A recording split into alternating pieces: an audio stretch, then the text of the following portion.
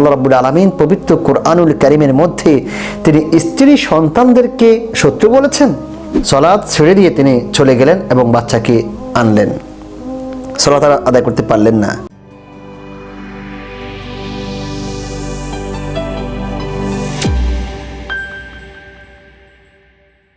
মসজিদে নববীর মধ্যে আমরা জুমার সালাত আদায় করার জন্য রেডি হলাম।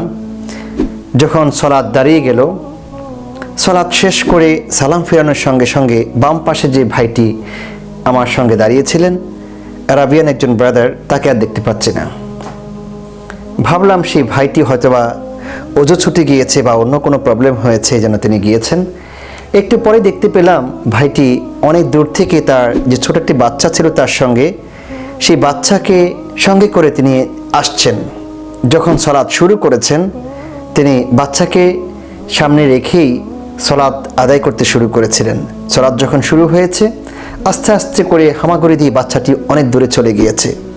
আর বাচ্চাটিকে আনার জন্য তিনি সালাত বন্ধ করে সালাত ছেড়ে দিয়ে তিনি চলে গেলেন এবং বাচ্চাকে আনলেন, সালাত আদায় করতে পারলেন না। তার এই ঘটনা দেখে আমার দুটি কথা মনে পড়েছে। ফার্স্ট হচ্ছে আল্লাহ রাব্বুল আলামিন পবিত্র কোরআনুল কারীমের মধ্যে বলেছেন, ইয়া আইয়ুহাল্লাযীনা আমানু ইন্না মিন আজওয়াজিকুম ওয়া আওলাদিকুম আদুওয়ান লাকুম ফাহদারুহুম। O believers, some of your wives and your children they are your enemies. তোমার কিছু স্ত্রী সন্তান তোমার শত্রু, কাজে তোমরা তাদের থেকে সতর্ক থাকো। এখন অনেকে বিস্মিত হতে পারেন, আশ্চর্য হতে পারেন যে আল্লাহ রাব্বুল আলামিন পবিত্র কোরআনুল কারীমের মধ্যে তিনি স্ত্রী সন্তানদেরকে শত্রু বলেছেন। তার ব্যাখ্যা সূরা মুনাফিকুনের 9 নম্বর আয়াতে আল্লাহ রাব্বুল আলামিন দিয়েছেন, ইয়া আইয়ুহাল্লাযীনা আমানু লা তুলহিকুম আমওয়ালুকুম ওয়ালা আওলাদুকুম আন যিকরিল্লাহ। হে ঈমানদারেরা, যাতে করে তোমাদের স্ত্রী সন্তানরা তোমাদেরকে রব্বে কারীমের জিকির থেকে গাফেল না রাখে।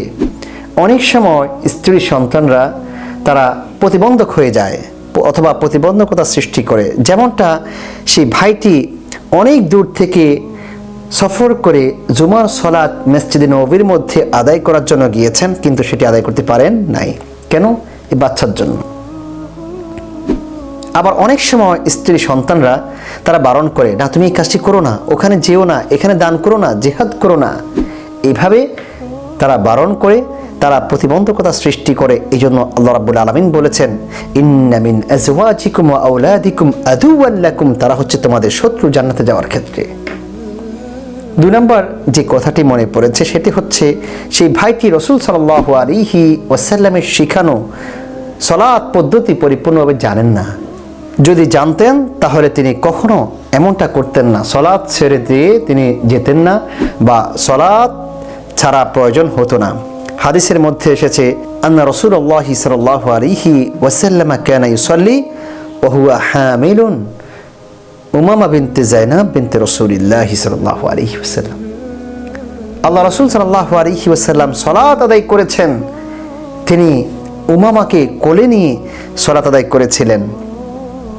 এই জন্য যাদের সঙ্গে এই ধরনের বাচ্চা থাকবে এবং এই ধরনের পরিবেশ পরিস্থিতি তৈরি হবে যে আপনি বাচ্চাকে রাখলে পরে বাচ্চাটা হারিয়ে যাওয়ার সম্ভাবনা রয়েছে, সেক্ষেত্রে সেই বাচ্চাকে কোলে নিয়ে আপনি সালাত আদায় করতে পারবেন, কোনো সমস্যা নেই। যখন আপনি রুকু এবং সেজদার মধ্যে যাবেন তখন তাকে রেখে দিবেন, রেখে আপনি রুকু সেজদা আদায় করে তাকে আবার কোলে উঠিয়ে নেবেন, যাতে করে সে হারিয়ে না যায়, আপনার সালাত নষ্ট হবে না।